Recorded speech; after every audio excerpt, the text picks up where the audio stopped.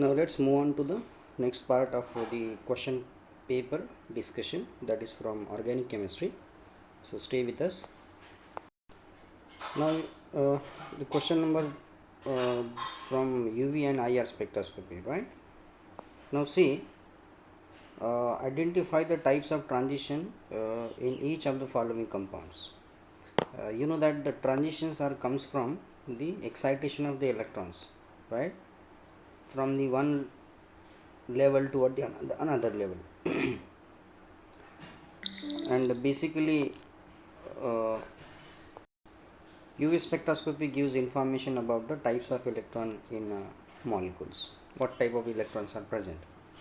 Now see, in the first molecule, that is called vinyl chloride.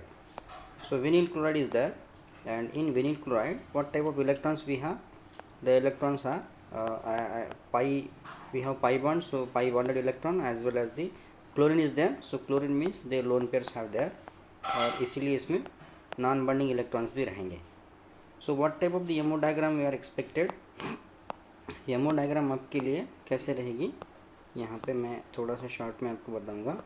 C, this is for the pi bond, this is for the non bonding, and this is particularly one can say the pi star.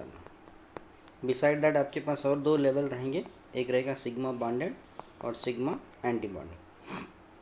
what type of the transitions we are expected now? So for halogen containing compounds we have non bonding to sigma star, this is the most probable transition, or due to the pi bond, pi to pi stars are the probable transitions. So ये दो characteristic features या दो characteristic आपके fix होने चाहिए विनील chlorides में, यानी कि पहले नंबर वाले मॉलिक्यूल्स में. सेकेंड आपका जो मॉलिक्यूल है that is Mithil amine. In Mithil amine only heteroatom is present, और जब हेटेरोएटम आपका प्रेजेंट होता है तो उस केस में हम क्या करते हैं, उस केस में sigma bond, non bonding electrons and sigma star. So only one type of the transitions were expected now, that is non-bonding to sigma star. While sigma to sigma stars expected to be very low wavelength, यानी कि less wavelength पे आपको मिलेगा. वैसे दो transition आपको दिख सकते हैं यहाँ पे, non bonding to sigma star और दूसरा रहेगा आपका sigma to sigma star. Energy अगर हम देखेंगे तो सिग्मा टू सिग्मा स्टार की एनर्जी ज़्यादा रहनी चाहिए, और वेवलेंथ की अगर हम बात करते हैं तो non bonding to sigma star की वेवलेंथ आपकी कम होनी चाहिए. एक्सपेक्टेड आपका कौन सा रहेगा इसमें, non bonding to sigma star is the expected transition, right, जो कैरेक्टरिस्टिक होगा उस कंपाउंड के लिए. नेक्स्ट कंपाउंड की तरफ आते हैं, दैट इज कॉल्ड एसिटिलीन. और एसिटिलीन में पाई बॉन्ड होने की वजह से only pi to pi star will be the expected transition आपको देखने को मिलेगा. नेक्स्ट एग्जांपल आपका CH3 CH2 CH3, that is propane.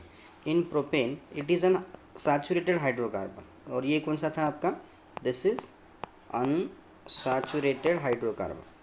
ठीक है, unsaturated hydrocarbon.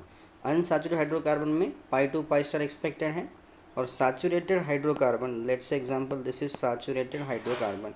In saturated hydrocarbon only sigma to sigma star transitions is expected ना, right. और sigma to sigma आपको पता है कि ये सबसे ज़्यादा एनर्जी इसको लगती है, सो वेवलेंथ आपकी सबसे कम होनी चाहिए. ओके, तो ऐसे सिंपल से क्वेश्चन आपको आ सकते हैं, so you can easily make the answers particularly for that. Calculate the next question हम देखते हैं IR spectroscopy से. Calculate the number of vibrational modes of CO2 molecule and discuss it on the basis of IR spectrum. अगर हम carbonyl carbon dioxide का spectrum अगर हम देखते हैं, now see the structure of carbon dioxide, this is the carbon dioxide. According to this IR spectroscopy हमारे पास दो टाइप्स के फार्मूले हैं, that is called 3n-6 and 3n-5. So for linear molecule generally हम ये यूज़ करते हैं 3n-5, and CO2 is an example of linear molecule. So linear molecule के लिए आपका वाइब्रेशन मोड्स जो हम फंडामेंटल वाइब्रेशन मोड निकालते हैं वो 3n-5 है. So this is for 3 into n-5. What is n? N is the number of atoms. In CO2 3 atoms are there, so 3 into 3 minus 5, 9 minus 5, this is 9 minus 5, that means with the 4. So 4 IR modes, यानी कि 4 different types के आपको vibrations आपको देखने को मिलेंगे किसमें, CO2 में. अब क्या होता है कि CO2 मॉलिक्यूल जो है वो लीनियर मॉलिक्यूल्स है, तो किस तरह के वाइब्रेशन हो सकते हैं। नाउ सी, वाइब्रेशंस को हमने क्लासीफाई किया है स्ट्रेचिंग एंड बेंडिंग। जैसे क्या है, one is stretching, another is bending, ठीक है। And there are two types of vibration, one is stretching and another is the bending. Stretching के फिर से हम फर्दर क्लासिफिकेशन कर सकते हैं, that is called as a symmetric stretching and asymmetric stretching, right, asymmetric stretching. Similarly bending के दो classification होते हैं, that is called the in plane and one is called as a out of plane vibration, right. So अब जो CO2 molecule है आपका, so that in that case there are total 4 modes are expected, और जो 4 modes of vibration होंगे वो इनमें से ही 4 होने चाहिए, राइट। अब वैसे तो जब हम मास्टर्स पढ़ते हैं या जब हम जाते हैं आगे, तो डीप स्टडी में आपको पता चलेगा कि CO2 में सिर्फ 3 ही मोड ऐसे हैं जो IR में आते हैं, और एक जो है उसका रमन में चला जाता है। फिर आउट ऑफ दैट क्या होता है कि असिमेट्रिक स्ट्रेचिंग उसमें होगा। अब असिमेट्रिक स्ट्रेचिंग मतलब क्या होना चाहिए, सो ऐसा, that is basically called as asymmetric stretching. And similarly what the bending is going to also be takes place now. So these are the simple answer particularly for this question. Now see, define the following terms. Now आपको 4 mark के लिए 2 question आपको पूछे हैं, एक है fingerprint region और दूसरा होता है आपका ब्लू शिफ्ट। ब्लू शिफ्ट हमने इसके पहले वाले क्वेश्चन में डिस्कस किया है। चलिए पहले देखते हैं फिंगरप्रिंट रीजन। IR का एक छोटा सा रीजन जिसकी फ्रिक्वेंसी आपकी जो है वो अराउंड 1200 से लेकर 900 के बीच में आपकी आती है, या बिलो हम 1200 बोल सकते हैं, that is called the fingerprint region. Let's say the importance of fingerprint regions, you will get the finger like spectrum, जहाँ पे आपको फिंगर लाइक स्पेक्ट्रम आपको देखने को मिलता है, that is called the fingerprint reason. और थोड़ा सा कॉम्प्लिकेटेड होता है क्योंकि वहाँ के जो सिग्नल्स होते हैं, वहाँ के जो लाइंस होते हैं, they are, one can say, mutually interacted, बहुत नज़दीक नज़दीक होते हैं, दे आर क्लोजली स्पेसिंग। और जैसे हमारा फिंगरप्रिंट होता है, इट इज़ यूनिक, उसी तरह से किसी भी कंपाउंड का उसका फिंगरप्रिंट रीजन जो रहेगा वो यूनिक रहेगा। और fingerprint region is very important to differentiate the isomers. Isomers मतलब क्या होता है कि जैसे 2 कंपाउंड है आपके पास, एक ही मॉलिक्यूल फार्मूला दोनों का रहेगा, but structurally they are little bit different. ऐसे वाले कंपाउंड हम फिंगरप्रिंट रीजन में डिफ्रेंशिएट कर सकते हैं। नेक्स्ट है आपका blue shift. Blue shift, it is an part of a UV spectroscopy. Let's example, this is what the wavelength in the nanometer and this is what the absorbance. अगर मैं इसको ऐसे डिफाइन करता हूँ, वेवलेंथ अगर मेरी बढ़ रही है, ठीक है, सो इन दैट केस मैं उसको बोल सकता हूँ कि बाथोक्रोमिक शिफ्ट इसको बोल सकता हूँ। This is called what the bathochromic shift. और बाथोक्रोमिक शिफ्ट को क्या बोला गया है, जहाँ पे वेवलेंथ आपकी बढ़ रही है, that is called as a red shift. अब इसके रिवर्स में क्या होता है, रिवर्स में होता है आपका हिप्सोक्रोमिक शिफ्ट में, और हिप्सो का मतलब होता है ब्लू शिफ्ट। ब्लू शिफ्ट माने जहाँ पे वेवलेंथ आपकी कम हो गई। लेट्स एग्जांपल, मेरे पास एक स्टार्टिंग मॉलिक्यूल है बेंजीन, बेंजीन को मैंने कन्वर्ट किया एनिलीन में। आप समझ सकते हैं यहाँ पे कि बेंजीन का एनिलीन मैंने बना दिया। अब एनिलीन का जो है, लेट्स से बेंजीन का जो भी एब्जॉर्बेंस रहेगा उससे ज़्यादा होना चाहिए किसका, एनिलीन का, क्योंकि कॉन्जुगेशन बढ़ रहा है तो रेड शिफ्ट आपका होगा। लेकिन अगर वही एनिलीन को मैं अगर प्रोटोनेशन करता हूँ, if I do the protonation of that particular aniline molecule, it will converts into NH3+। और ऐसे वाले मॉलिक्यूल्स क्या होते हैं, अब कॉन्जुगेशन ख़त्म हो गया, यानी कि आपका ये जाएगा ब्लू शिफ्ट में। सो देखो, बेंजीन का कन्वर्शन हमने किया है किसमें, एनिलीन में, तो ये जा रहा है आपका किसमें, रेड शिफ्ट में जा रहा है। This is expected to red shift. और वही एनिलीन को कन्वर्ट किया है मैंने एनिलीनियम आयन में, in that case you will expected the blue shift. Okay, so blue shift माने ये होता है कि कोई ऐसा सब्सटेंस जो वेवलेंथ, एब्जॉर्प्शन वेवलेंथ जो है वो कम कर देता है, that is called the blue shift. And one more the question, particularly in IR spectroscopy, which of the following vibration modes are IR active or inactive? अब कैसा होता है कि हम नंबर ऑफ मोड्स तो निकाल सकते हैं आसानी से, that is the equation is given 3n-6 for non linear and 3n-5 for the linear. ये हमारे पास ऐसे सिंपल से 2 फार्मूले हैं जिसके थ्रू हम पता लगा सकते हैं कि कितने वाइब्रेशंस इसमें होने चाहिए। The question is what, let's say example CO2 में हमने अभी देखा कि 4 मोड्स हमने देखे हैं अभी। सो अब देखो सिमेट्रिक मोड्स ऑफ CO2 में अगर सिमेट्रिक मोड रहेगा तो it is expected to be IR inactive, क्योंकि वहाँ पे ज़्यादातर चेंज नहीं होगा। So this vibration mode is expected to IR inactive mode, क्योंकि वहाँ पे डाइपोल मोमेंट आपकी बदल नहीं रही है। Anti symmetric CO2 stretching, obviously बात है, it is an active mode of अट दी, इसको हम बोल सकते कि ये एक्टिव होगा IR में। इवन सिमेट्रिक वाटर आपका रहेगा symmetric H2O stretching, it is also what said to be the inactive, ये भी आपका जो है वो इनएक्टिव में जाएगा। और H2O बेंडिंग जो होता है, सो ये थोड़ा बहुत आपका एक्टिव दिखा सकता है, राइट। सो नाउ सी, ऐसे हम सिंपल सा लॉजिक लगा के यहाँ पे एक्टिव और इनएक्टिव कैसे निकाल सकते हैं कि जिस वाइब्रेशन की वजह से आपका डाइपोल मोमेंट जो है ये नॉन ज़ीरो हो जाता है, यानी कि ज़ीरो नहीं रहेगा, right. We can called as an the molecule said to be the active vibrations, वो हम उसको ऐसा बोल सकते हैं। Now see, based on the UV spectroscopy can you distinguish between ethene and 1,3-butadiene? ethene means what? Simple CH2 double bond CH2, और butadiene का मतलब हो गया CH2 double bond CH single bond CH double bond CH2 ना। So obvious there is a lot of differences there now, क्योंकि ethylene और butadiene में एक डिफरेंस बहुत बड़ा है कि this molecule is conjugated molecule, conjugated, और इसमें तो आपका ये दिस इज़ एन आइसोलेटेड, एक ही डबल बॉन्ड है आपका, तो हम इसको आइसोलेटेड बोल सकते हैं। अगर हमने इसका वेवलेंथ निकाला इथिलीन का, सो ये नियर अबाउट 175 नैनोमीटर आपका आता है, बट वही अगर मैं ब्यूटाडाइन निकालता हूँ so the lambda is equal to 217 nanometer. इसका मतलब क्या होता है कि कॉन्जुगेशन जो है, conjugation increases, wavelength also what the increases, remember this point. अगर हम इसको सिंपल से तरीके से देखना है तो now see, this is what the pi bond and this is what the pi star. अब क्या होता है कि there is an promotion of electron from this to this one, दोनों भी मॉलिक्यूल में एक ही टाइप के ट्रांजिशन होंगे, लेकिन क्या होता है कि इथिलीन मॉलिक्यूल में जो पाई और पाई स्टार का जो गैप है आपका वो ज़्यादा रहेगा, नाउ सी। और वही ब्यूटाडाइन की केस में आपका क्या हो जाएगा, द होमोल्यूमो जिसको अपन बोलते हैं, यानी कि जहाँ से आपका इलेक्ट्रॉन जा रहा है, दिस इज कॉल्ड होमो और दिस इज कॉल्ड ल्यूमो।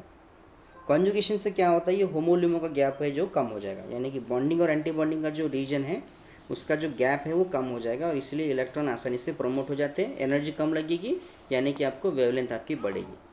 सो हम दोनों को डिफ्रेंशिएट कर सकते हैं using what the UV spectroscopy. Next question है आपका, explain the following, what is called the hypsochromic shift now. Okay, hypso पे बहुत फोकस किया है इस पेपर में, 3 क्वेश्चंस आपके हिप्सो पे आ चुके हैं।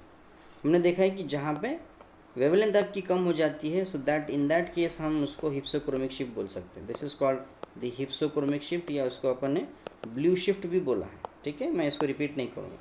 aromatic region in IR spectroscopy, now see, aromatic region is very important, particularly in the IR spectroscopy, जहाँ पे हम एरोमेटिक कंपाउंड्स को आसानी से डिफ्रेंशिएट कर सकते हैं। और ये एरोमेटिक का जो है सब्स्टिट्यूशन कैसे रहेगा आपका, ये बिलो 1000 के केस में आपके जाते हैं।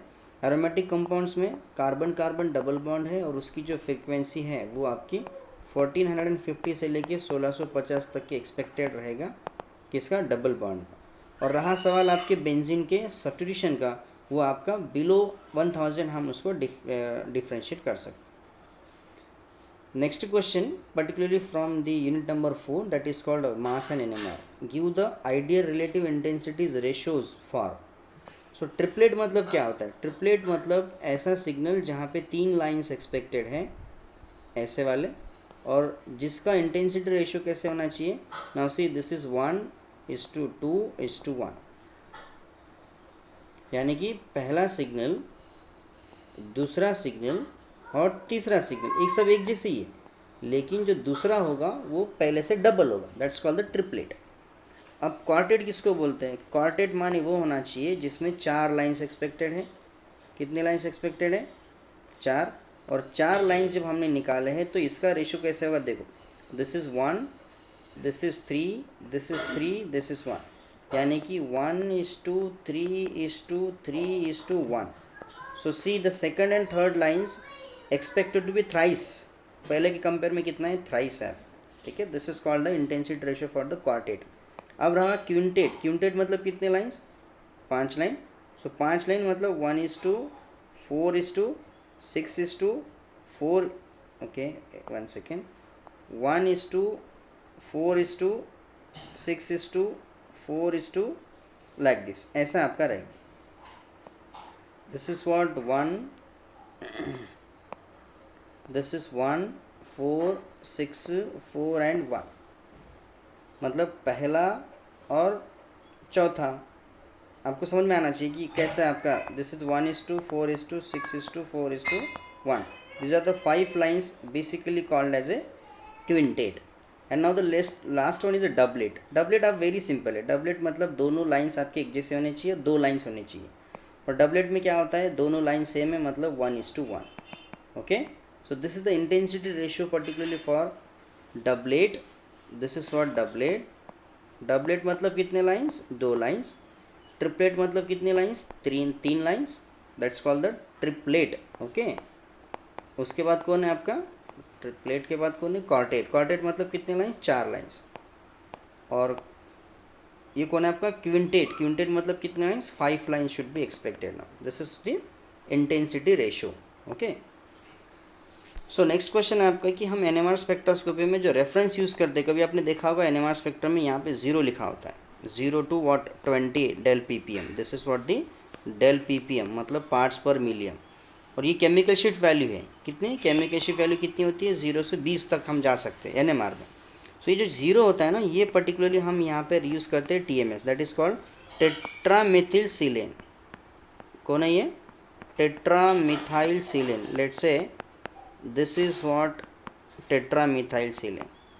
अब ये हम यूज़ क्यों करते हैं एज ए इंटरनल स्टैंडर्ड, हम क्यों यूज़ करते हैं इसको रेफरेंस, जिस कंपाउंड का हमको एनएमआर स्पेक्ट्रम निकालना है, उस कंपाउंड को हम क्या करते हैं, इस एनएमआर के ट्यूब में डालते हैं, ठीक है। देखो कैसे, दिस इज़ एनएमआर, ये आपका सैंपल है जिसका आपको एनएमआर निकालना है।